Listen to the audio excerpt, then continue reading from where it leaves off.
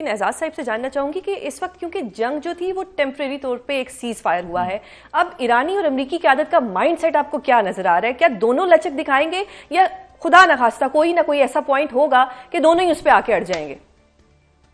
जी शुक्रिया। यकीनन जो मुदस्सर साहब फरमा रहे हैं वो तो हमारे सबके दिल की आवाज़ है। पाकिस्तान का पिछले मई से लेकर अब तक जो अस्करी प्रोफाइल और हमारा सिफारतकारी का प्रोफाइल यकीनन बहुत ऊंचा हुआ है। लेकिन असल बात यह है कि अभी हमें ज़रा फॉरवर्ड लुकिंग होना है कि आगे भी तो देखना है ना कि क्या हुआ और कल क्या होगा। लेकिन मैं अभी पहले आपका सवाल का जवाब दे दूं कि ये क्यों कि ये कैसे इस मकाम तक पहुंचे। मेरा ये ख्याल है कि पाकिस्तान की सफारतकारी तो है, लेकिन अमेरिका के इसकी बल्कि मैं समझता हूँ कि 4 वजूहात हैं ये टर्निंग पॉइंट आने की कि ये दोनों राजी क्यों हो गए। अमेरिका के अंदर मेरे ख्याल में डोनाल्ड ट्रंप साहब को एहसास हो रहा था बड़ी शिद्दत से कि उनकी सियासी कीमत जो है वो बढ़ती चली जा रही थी, क्योंकि पहली बार ऐसा हुआ कि अमेरिका के अंदर बहुत सारा शोर होगा उठ गया कि ये जंग तो शायद हमारी है ही नहीं। यानी वियतनाम की जंग में भी इतनी आवाज़ें नहीं उठी थी जितनी इस दफ़ा उठी। तो उनको एहसास हो रहा था कि अगर ये सिलसिला इसी तरह चलता गया तो मिड टर्म इलेक्शन और उसके बाद के मसाइल, तो चुनाचे वो तैयार थे। दूसरी वजह ये बनी कि उन्होंने अपनी फ़ौज को कहा कि आप वहाँ पे लश्कर कशी करें, बूट्स ऑन ग्राउंड लेके जाएं, तो फौज भी तैयार नहीं हुई। उन्होंने आर्मी चीफ को फायर किया, उन्होंने जॉइंट चीफ्स को फायर किया, उन्होंने एक एयरफोर्स के चीफ को भी फायर किया। तो उसके बाद उनको पता चल गया कि अब कोई हम किसी किस्म का अगर समझौता कर लें तो बेहतर है। दूसरी तरफ ईरान का भी यही सूरत हाल थी। ईरान भी काफ़ी मतलब तकलीफ सह चुका था, और अगर अमेरिका इस वक्त जिस तरह धमकी दे रहा था कि उनके पावर प्लांट्स ख़त्म करता तो वो आगे जवाब में खलीजी रियासतों के डिसैलिनेशन प्लांट ख़त्म करता। तो आप सोच सकते हैं कि किस नौइयत की और किस सतह की बर्बादी जो है इस खित्ते में आती है। बल्कि पूरी दुनिया की इक्तिसाद कहते हैं कि रिसेशन की तरफ चली जाती है, शायद इवन डिप्रेशन की तरफ चली जाती।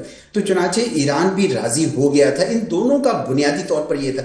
लेकिन मेरा ख्याल में खलीजी रियासतों का भी कुछ काम था, क्योंकि वो भी बार बार अमेरिका से कह रहे थे कि आप जिस रास्ते पे चल रहे हैं इस रास्ते में आप तो ईरान को तो चले तबाह करेंगे, अब हम तो हमारा तो वजूद ही नहीं रहेगा अगर हमारे डिसैलिनेशन प्लांट और ऑयल इंस्टॉलेशन चली गई। तो उनका भी कुछ दबाव वहां पे था। और चौथा मेरा ख्याल है इसराइल की तरफ से, अगरचे इसराइल जो है वो इसको बात को आने नहीं दे रहा था कि वहां पे क्या हो रहा है, लेकिन बहुत सारी वीडियो से पता चल रहा था कि उधर काफी तबाही फैली है और नेतन्याहू साहब जो है दबाव में थे, और अगर अमेरिका उस पर आना चाहते तो वो उसको इनकार कर भी नहीं सकते थे। लेकिन उन्होंने दायरा तो खोला रखा है। वो तो ये चाहते थे कि ईरान और खलीजी रियासतें आपस में लड़ जाएं ताकि उनका ख्वाब पूरा हो सके ग्रेटर इजराइल का।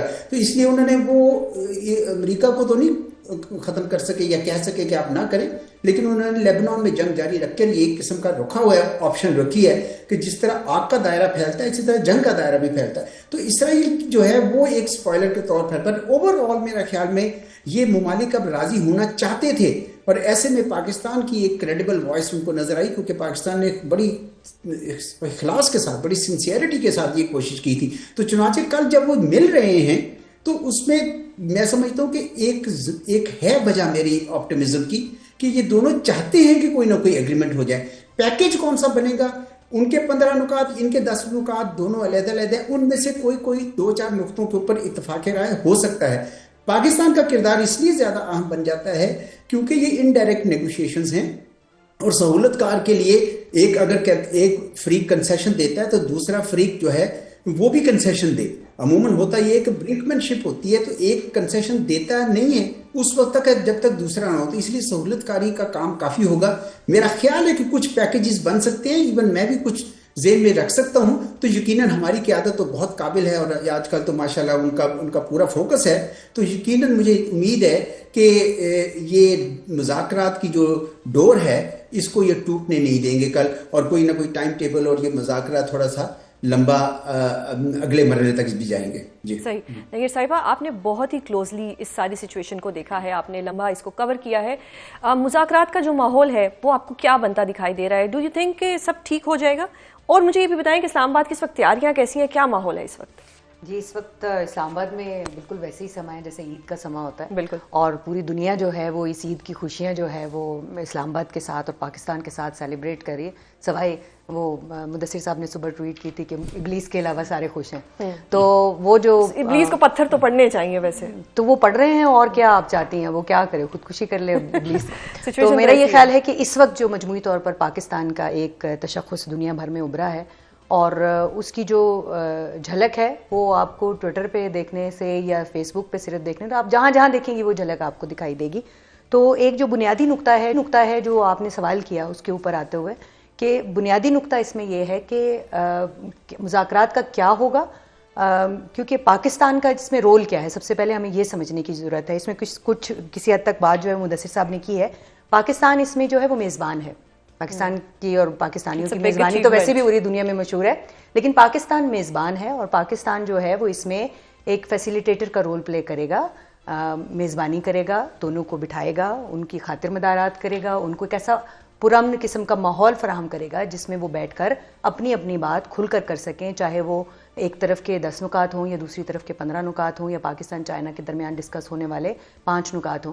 یہ تمام نکات جو ہیں وہ وہاں میز پر آئیں گے, اور شیڈیول کیا ہوگا, ساری چیزیں کیا ہوں گی, پاکستان نے یہ نہیں طے کرنا, یہ مہمانوں نے طے کرنا ہے کہ بھئی ہم نے کس حساب سے چلنا ہے. لیٹس ہوپ کہ وہ آپس میں اتنے اچھے ماحول میں گفتگو ہو کہ یہ مذاکرات کا عمل, کیونکہ مہمان آئے اپنی مرضی سے, ہم نے ان کو نہیں بھیجنا. ہماری کوشش ہوگی کہ یہ انتظامیہ کی جانب سے کہ وہ اسی طرح سے چلتے رہیں. لیکن یہ ہے کہ اس میں پاکستان نہ تو گارنٹر ہے, پاکستان نے کوئی گارنٹر ہونے کا رول اس میں پلے نہیں کرنا, نہ ہی پاکستان جو ہے وہ جنگ کا کوئی فریق ہے. اس میں یہ بات بھی انڈرسٹینڈ کرنے کی ضرورت ہے. تو اگر دنیا میں کہیں یہ ڈسکشن ہو رہی ہے کہ پاکستان کیا کرے گا, یا پاکستان اس میں پتہ نہیں کوئی سٹیک ہولڈر ہے, تو پاکستان نہیں ہے. اس میں ہمیں یہ انڈرسٹینڈ کریں, پاکستان نے ایک گڈ ول جسچر کے طور پر یہ جو مذاکراتی عمل ہے یہ ایک دن میں نہیں ہو گیا. یہ مذاکراتی عمل جو ہے یہ 19 مارچ کو, اس سے پہلے جب ایران اور امریکا کی جو جنگ ہے اس کے درمیان میں جب گفتگو ہو رہی تھی, تو اس سے پہلے 19 مارچ کو جو ہے یہ بیٹھے تھے, 4 ممالک بیٹھے, انہوں نے گفتگو کی, 3 ممالک بیٹھے, انہوں نے گفتگو کی. پاکستان, ترکی اور ایجپٹ کا بڑا اس میں کلوز جو ہے وہ رول رہا. اس کے بعد 29 مارچ کو پھر بیٹھے. تو ابھی ہنسوں کی بات کر رہے تھے, تو یہ 19 مارچ, 29 مارچ اور پھر 9 اپریل, یہ 9 کا ہنسا بھی بڑا امپورٹنٹ جو ہے وہ دکھائی دے رہا ہے. تو اب 9 اپریل کو ایک بار پھر ہم دیکھ رہے ہیں, ہم انتظار کر رہے ہیں آج اپنے مہمانوں کا کہ وہ کس وقت پہنچیں گے. لیکن یہ ہے کہ ابھی تک کوئی شیڈیول جو ہے وہ ہمارے پاس موجود اس لیے نہیں ہے کہ وہ رات گئے سے لے کر صبح تک کسی وقت پہنچیں گے, کیونکہ امریکہ کی طرف سے تو یہ اناؤنسمنٹ آ چکی ہے, ایران کی طرف سے بھی اناؤنسمنٹ آ چکی ہے. لیکن وہ جو ہی یہاں پہنچیں گے تو اس کے بعد پھر اگلا ماحول جو ہے وہ اس حساب سے ہی بنے گا. اعجاز صاحب, آپ سے جاننا چاہوں گی کہ لبنان سیز فائر کے ایشو پر ایران نے ایک بڑی اسٹیٹڈ پوزیشن لی تھی. اب جو مذاکرات ہونے جا رہے ہیں, کیا اس میں ایران کوئی لچک دکھائے گا اس معاملے کو لے کر؟ جی, ایران کے پاس نیچرلی یہ ایک ان کا الہی رہا ہے حزب اللہ, اور وہ اس کو تنہا نہیں چھوڑنا چاہتے, اور اس وجہ سے وہ پورا زور لگائیں گے کہ یہ جنگ اسرائیل کی جو ہے لبنان پہ وہ بند ہو. اور پاکستان بھی یہی کہے گا, وہ کہہ بھی رہا ہے پاکستان. میرے خیال میں امریکہ کے اوپر یہ کہنا پڑے گا کہ آپ اسرائیل کو مجبور کریں. آج میں دیکھ رہا تھا کہ نیتن یاہو صاحب نے کہا ہے کہ ٹھیک ہے, ہم لبنان کے ساتھ ڈائریکٹ نیگوشیشنز اس معاملے میں کرنے کو تیار ہیں, چلے کر لیں. لیکن جو ان کا ساؤتھ لبنان کا حصہ جو ہڑپ کرنا چاہ رہے ہیں نیتن یاہو صاحب, وہ میرے خیال میں ایران کو یا حزب اللہ کو یا ایون لبنان کو قابل قبول نہیں ہوگا.